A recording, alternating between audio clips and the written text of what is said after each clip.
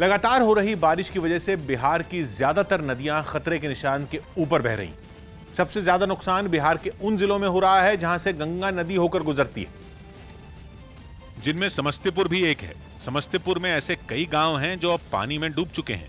यहां तक कि सड़कों पर गंगा की लहरें पूरी ताकत से बहती हुई दिख रही हैं। जिस वक्त न्यूज 18 की टीम ऐसी ही एक सड़क पर मौजूद थी, अचानक एक साइकिल सवार लहरों के साथ बहता हुआ साइकिल के साथ ही सड़क से गिर गया। फौरन सड़क पर मौजूद लड़कों ने उसे बचा लिया, लेकिन इस तरह की तस्वीरें शहर में आम है। एक मोटरसाइकिल सवार पानी से लबालब एक सड़क पर निकल पड़ा।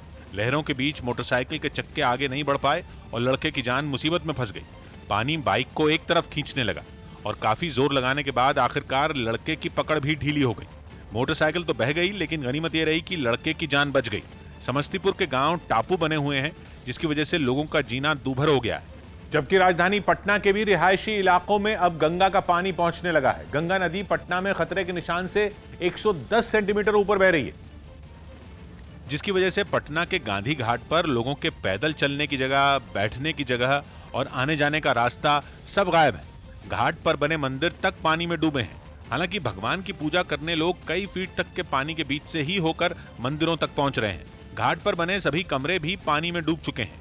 गंगा का पानी अब घाट के मेन गेट तक पहुंचने वाली सड़क तक पहुंच चुका है। गंगा के लगातार बढ़ते जल स्तर ने जहां कई निचले इलाकों में बाढ़ के हालात पैदा कर दिए हैं, वहीं अब गंगा निचले इलाकों से निकलकर शहरी इलाकों में प्रवेश करना शुरू कर दिया है। खतरे की बात यह है कि अगर इसी तरह से गंगा का जलस्तर बढ़ता रहा तो पटना के कई रिहायशी इलाके बाढ़ की चपेट में आ जाएंगे। इसके अलावा बिहार के कई जिले ऐसे हैं जो नदियों का गुस्सा झेल रहे हैं। गंगा ही नहीं, राज्य में बहने वाली ज्यादातर नदियां खतरे के निशान के ऊपर बह रही, जिसकी वजह से राज्य का कैमूर जिला भयंकर बाढ़ की चपेट में दिखने लगा है।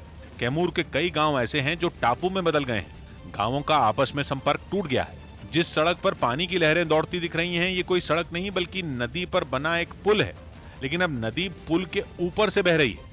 एक मोटरसाइकिल तक को भी एक छोर से दूसरी तरफ पहुंचाने के लिए कई लोगों को मिलकर मेहनत करनी पड़ती है। बक्सर का हाल तो ऐसा है कि कई हाईवे तक पानी में डूबे हुए हैं। रिहायशी इलाकों में तो पानी इससे भी कहीं ज्यादा है, जबकि कटिहार के निचले इलाके भी पूरी तरह पानी में डूबे दिखने लगे हैं।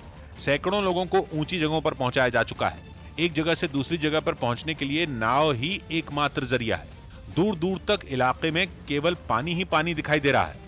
सौभाग्य की बात है कि बिहार में गंगा, सोन, पुनपुन और फल्गु नदी में उफान पहले से था और अब उत्तर बिहार में कोसी, गंडक, बूढ़ी गंडक और बागमती नदियों का जलस्तर भी लगातार बढ़ रहा है, जिससे अगले कुछ दिनों में बाढ़ का संकट और भी गंभीर हो सकता है। क्योंकि मौसम विभाग ने अगले 5 दिन तक पूरे बिहार में कहीं हल्की तो कहीं तेज बारिश की चेतावनी दी है, जिससे गंगा किनारे बसे इलाकों में हालात बिगड़ने का खतरा ज्यादा है। क्योंकि गंगा का पानी पटना के कुछ घाटों पर 50 साल का रिकॉर्ड तोड़ने से कुछ सेंटीमीटर ही दूर है।